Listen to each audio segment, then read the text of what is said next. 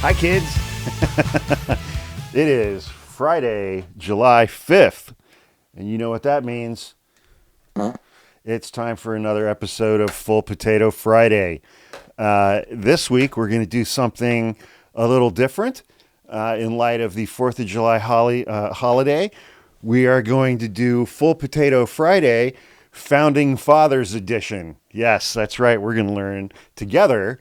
We're going to learn all kinds of twisted, weird, and bad things about our founding fathers, including, so let's see, there's one that very much believed in all kinds of casual sex, and there's another who surgically operated on his own penis. And you'll find out who those founding fathers are later in the episode. All right, let's get started. Let's start with George Washington. He ruined his teeth using them to crack walnut shells.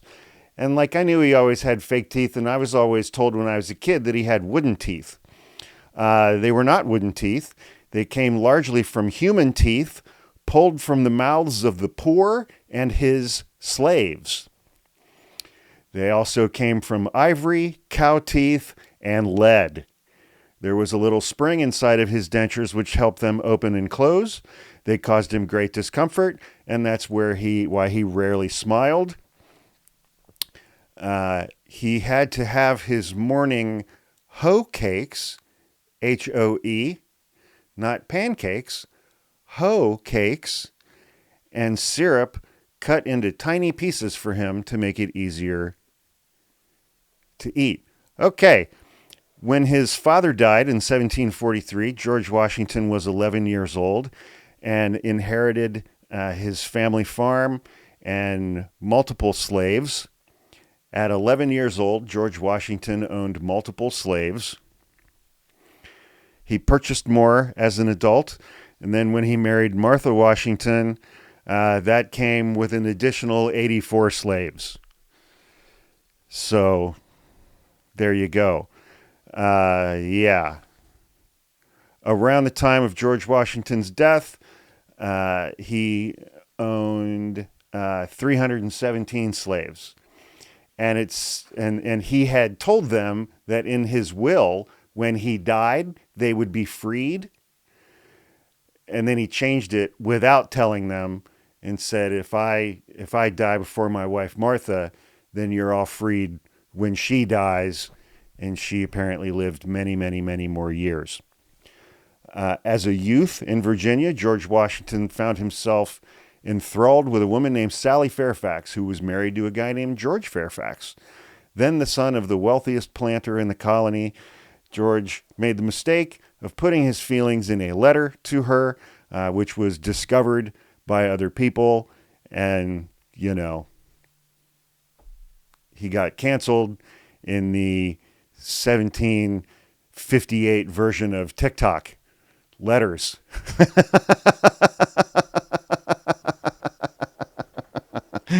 Man.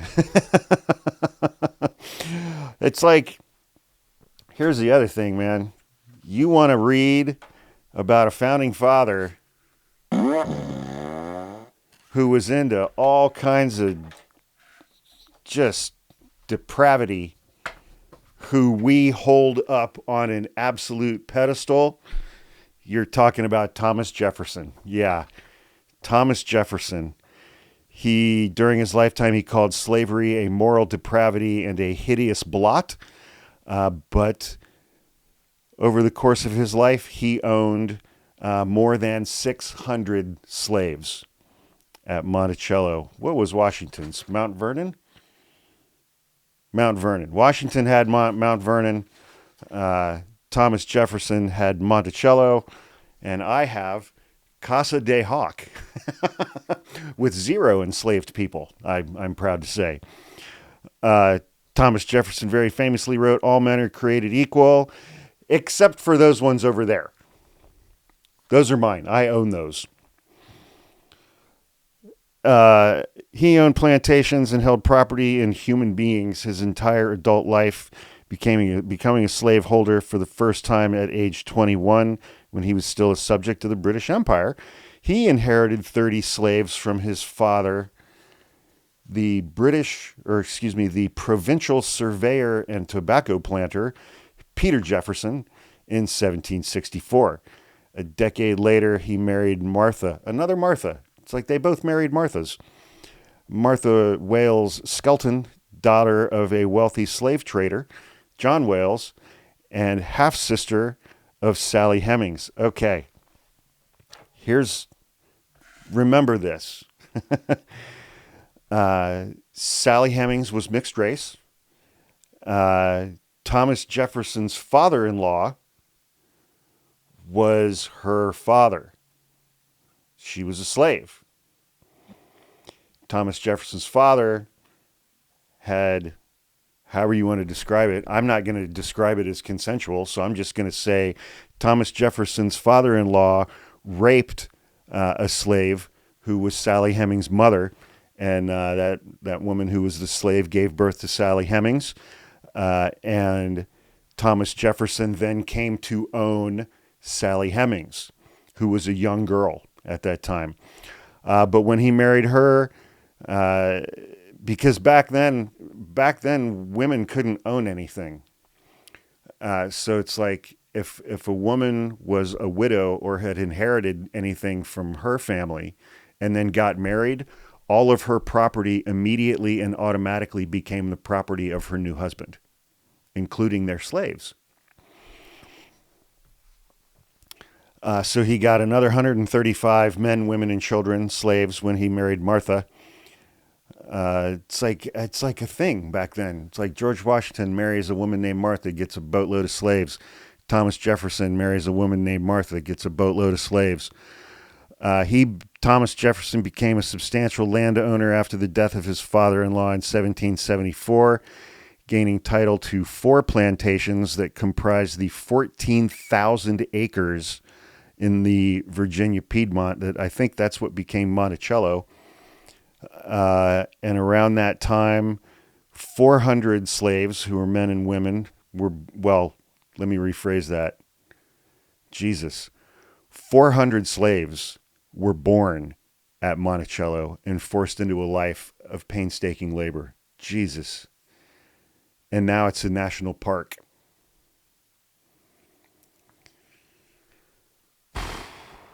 Wow. Monticello itself, oddly, we're going to circle back to Sally Hemings here in a minute,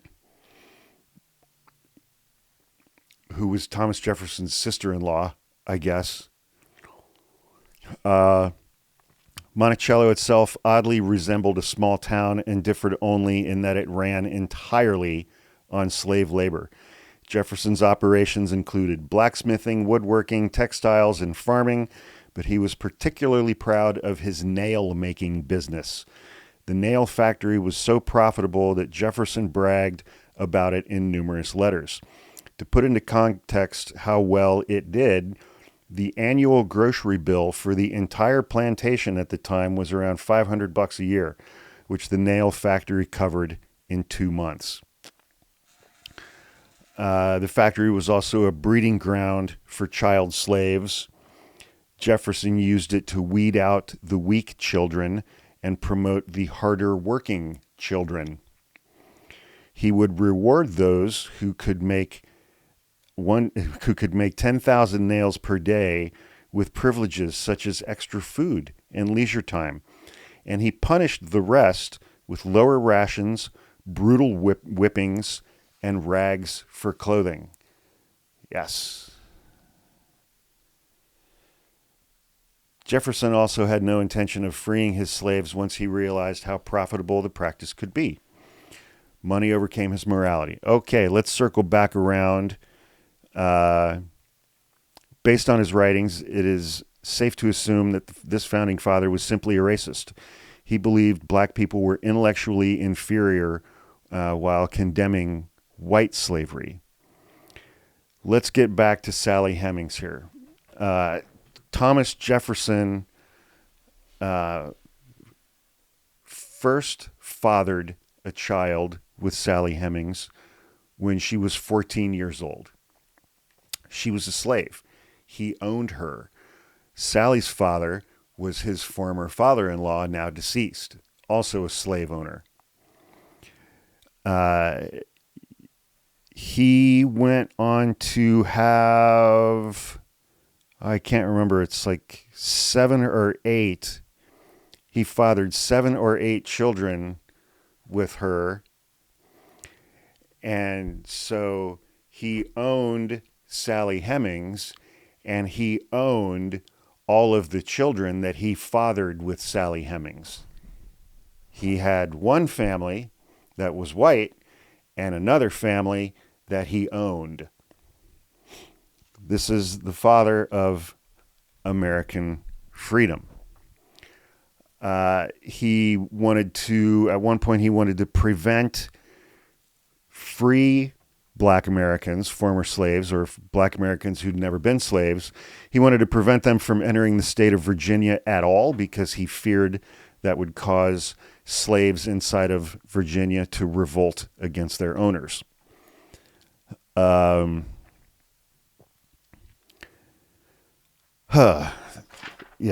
it's just gross. What was the next thing?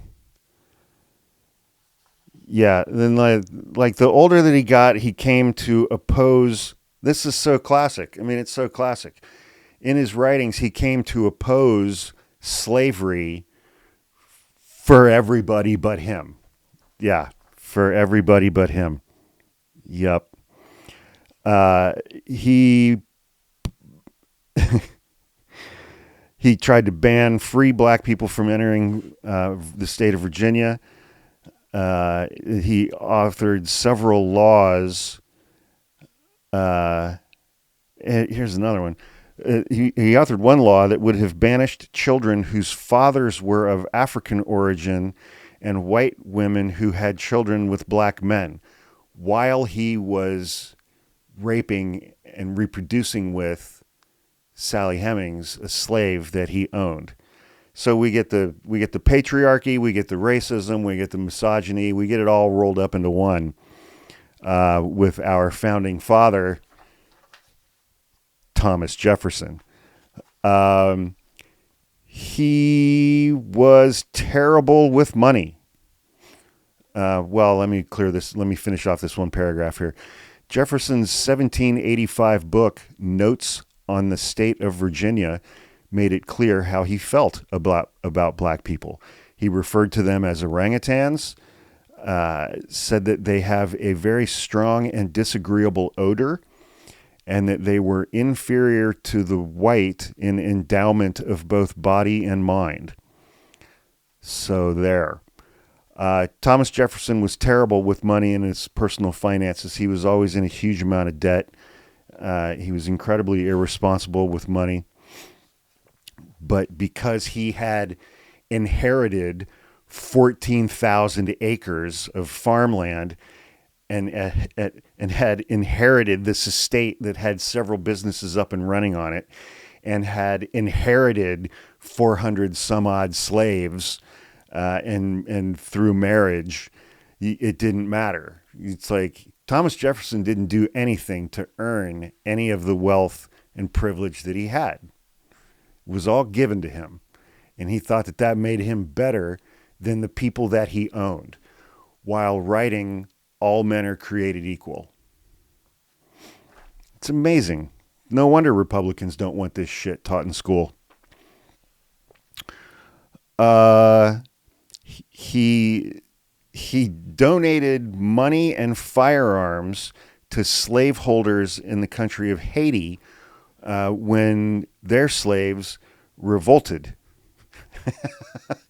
And despite his best efforts, the slaves of Haiti succeeded in liberating themselves in 1804. Good for them.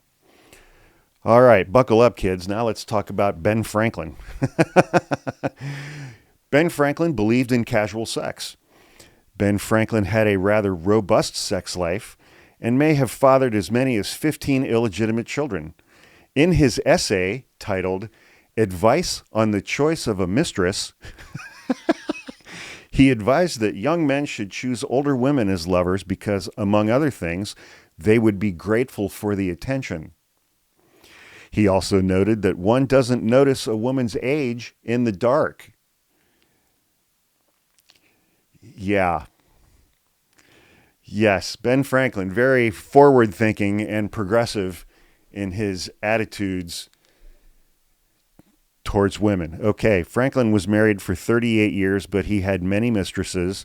Some of his female companions were just friends, others were sexual partners. Da, da, da, da. Yeah. And the older he got, the younger they got. Okay, next thing. He wrote an essay and published an essay about farting. While living abroad as the United States ambassador to France, he did this as an ambassador to France. In 1781, Franklin wrote the infamous essay titled Fart Proudly, which is also known as A Letter to the Royal Academy About Farting. Franklin sent the letter to Richard Price, a philosopher and minister, and to his friends. In the essay, Franklin proposed that there should be a scientific study conducted on farts and that researchers should develop a drug to make the act of farting less offensive. It is universally known that in digesting our common food, there is created or produced in the bowels of human creatures a great quantity of wind. When we were little kids, my grandma always used to say, "Do you have a little wind in your tummy?" That the permitting this air to escape and mix with the atmosphere is usually offensive to the company you keep from the fetid smell that accompanies it. And that was before they even had Chipotle. Imagine that. He sat naked in front of open windows to take air baths and prevent sickness. Franklin thought nudity was good for one's health, so he regularly took air baths to ward off illness. He also dispelled the theory that cold weather contributed to people catching the common cold because he was sitting there naked in the window in the wintertime. Franklin lived in a 4-story Georgian house at 36 Craven Street in London from 1757 to 1775. While the house was being converted into a museum in 1998, a construction worker found something strange in the basement, a human thigh bone sticking up through the dirt floor. The police were called to investigate, and a thorough examination revealed approximately 1,200 pieces of human bone belonging to 10 different people, 6 of them being children. All the bones were more than 200 years, and most had been sawed or drilled into. Don't worry, Franklin wasn't a serial killer. When he lived in London, he was dear friends with a man named William Hewson, a former student of the anatomist William Hunter. And Hewson, it turned out, was a serial killer. Okay, John Adams. John Adams, there's a lot of good with John Adams. He believed in the rule of law, and he believed in the concept that everybody charged with a crime is entitled to a defense. So he defended British soldiers after the Boston Massacre. That's pretty ballsy back in the day. He was the first president to live in the White House, which was partially built by slaves. Weirdly, he had this lifelong rivalry, like respect rivalry kind of thing going on between him and Thomas Jefferson. And they died. Not only did they die on the same day in 1826, 50 years after the signing of the Declaration of Independence, they both died on July 4th, 1826, within like an hour of each other. That's crazy. He also had bipolar disorder. Back then, I think they called it manic depressive. He was very fat. He had nicknames like his rotundity, the Colossus of Independence, the Atlas of Independence. His son, John Quincy Adams, had a pet alligator.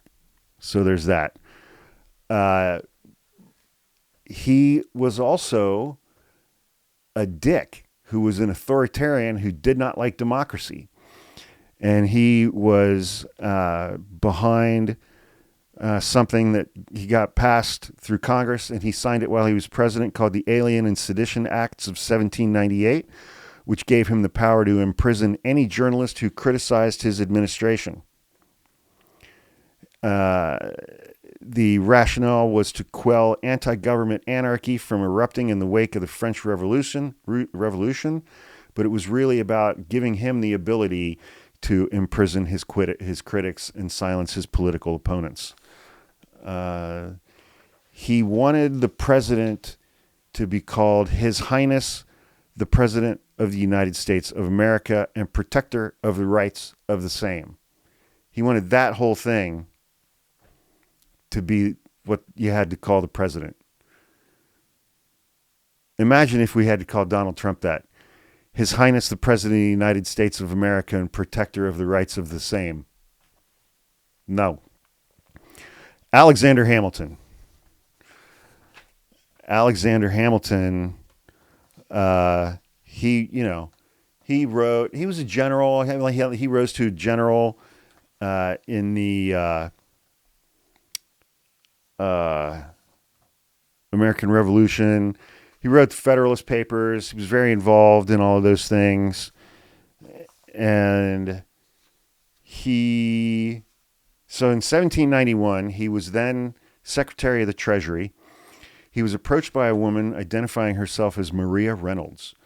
Maria informed Hamilton that her husband had abandoned her and their daughter, leaving them in abject poverty. She also claimed that her husband had been physically abusive. Hamilton visited the young woman in Philadelphia that day with a gift of $20, which back then was a very substantial sum of money. According to Hamilton's later account, Maria made it clear that she was willing to bestow certain explicit favors in return for said money. So then they started having sex, and he started paying her. Turns out she wasn't divorced after all. Her husband had never left her. And he communicated to Alexander Hamilton that he knew what was going on. And he said, now you're going to pay me too, or else I'm going to tell everybody what you're doing. And you're Secretary of the Treasury. So Alexander Hamilton got himself in a little honeypot, as they say. That continued for a year or two when Alexander Hamilton, much to his chagrin, discovered that Maria had actually been a willing accomplice throughout the entire thing and didn't actually have feelings for him. If you love a woman and that woman loves you, she will not charge you for sex. Pro tip. All right. Let's see. So, interesting thing that I learned. Hamilton's parents were not married, so he was barred from taking place in public education. He was educated privately. He was extremely smart, and he learned very early on to learn and think like a gentleman, one who believed himself to be superior to other people. And to such a degree that he came to have a very low regard for people who were not educated and gentlemen. Even in November 1775, at the very beginning of the Revolution, he was writing to his friends about the unthinking populace who needed careful management by their betters. When the minds of these are loosened from their attachment to ancient establishments and courses, they seem to grow giddy and are apt more or less to run into anarchy. He's talking about you people.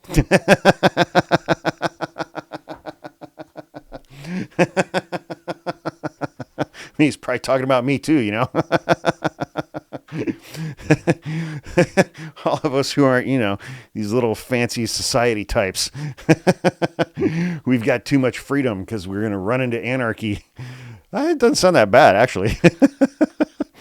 But it's like It was amazing to me in reading through all of these things to learn that most of the founding fathers were not really in favor of anything that resembled democracy, because they didn't think the unwashed masses should be able to participate or vote. In 1787, he argued for restrictions on the democratic legislature, and at the Constitutional Convention, he shocked even some fellow gentlemen with his plans for a powerful executive and a Senate serving for life.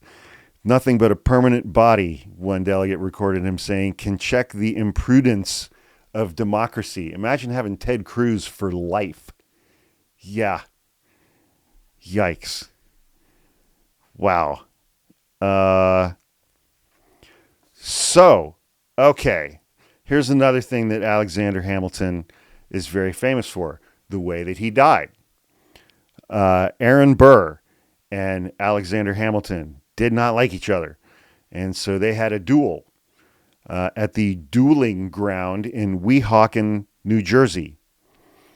They had their duel. They were both nearing 50. They were full of bitterness and thwarted ambition.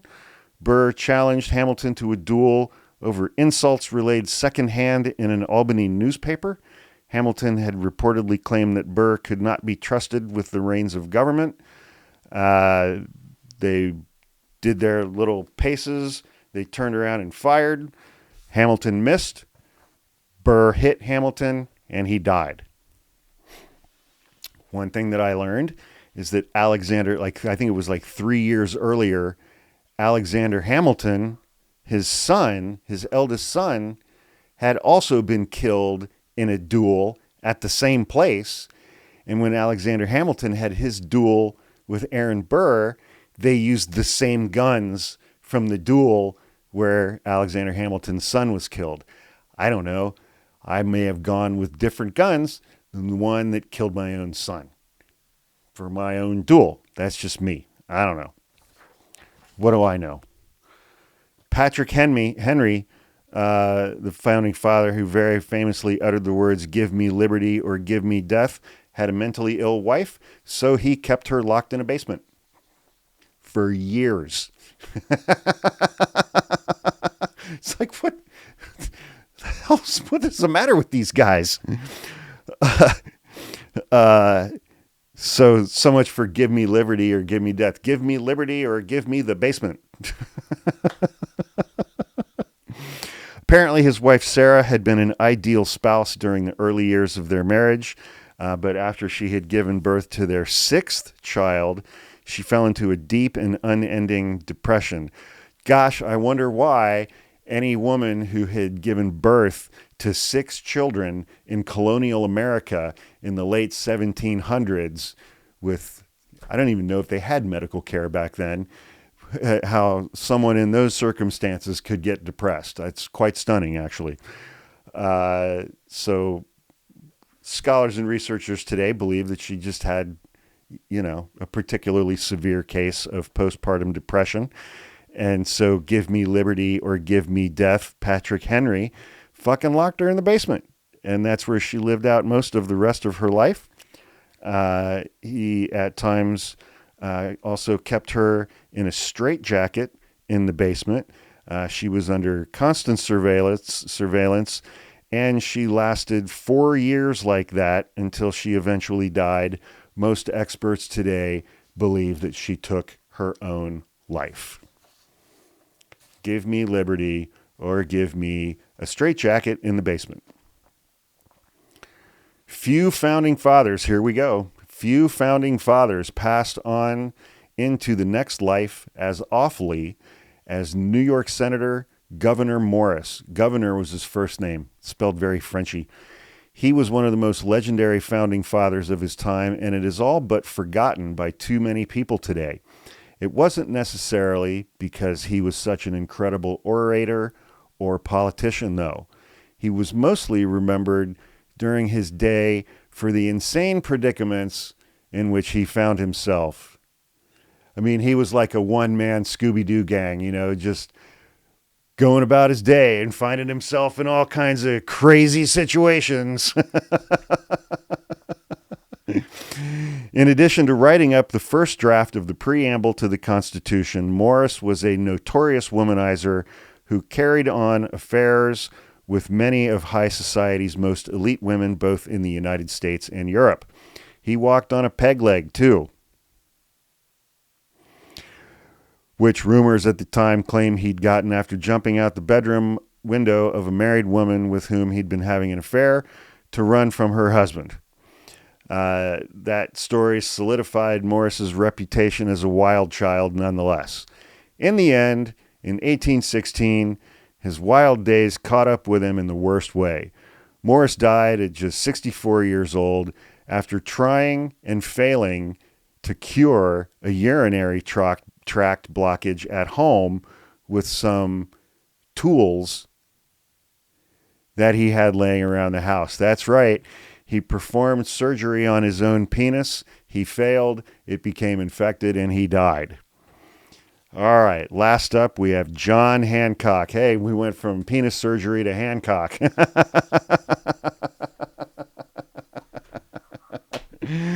The only thing I knew about John Hancock before I started looking stuff up for this was that he was the guy who signed the Declaration of Independence, and his signature was a lot bigger than everybody else's. That's the only thing I ever knew about John Hancock. I didn't know anything else about him at all.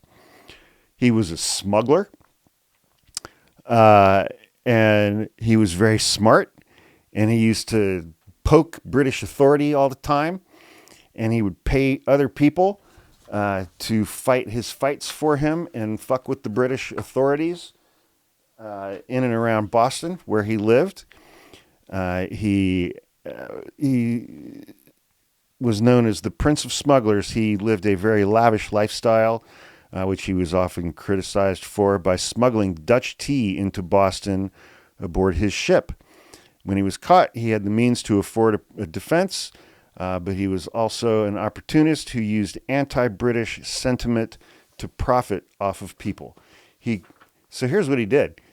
In order to drive up the price of his tea that he had smuggled in to Boston, he rallied citizens in and around Boston to protest British taxes on British tea that was coming in, and he paid them to go to the British ships and throw all the British tea overboard for their taxation without representation protest to drive up the price of his own tea, and that was the Boston Tea Party. Yeah. So everything you've learned about the Boston Tea Party was a lie. John Hancock, founding father, paid a bunch of guys to do that and warped their little brains about, oh, you're being taxed without representation. You should go throw all of that British tea into the ocean, which they did. And then he had the only tea left, and it drove up his prices. He did that so he could make money. He sponsored the fucking Boston Tea Party so he could make money. I mean, what's more founding father than that? God. He also helped instigate and foment violence on the streets for his own gain, such as the Boston Massacre. Unbelievable, man. That's the high points. So it's like these guys are all doing stuff for money and sex and locking women in the basement and owning more slaves than anybody in the colonies. Thomas Jefferson and George Washington owned more slaves than anybody in the colonies at the time. The first president of the United States and the second president of the United States, we have monuments to them. There are statues for them. Everybody learns about them in school, except for that part. We're not going to teach about that part.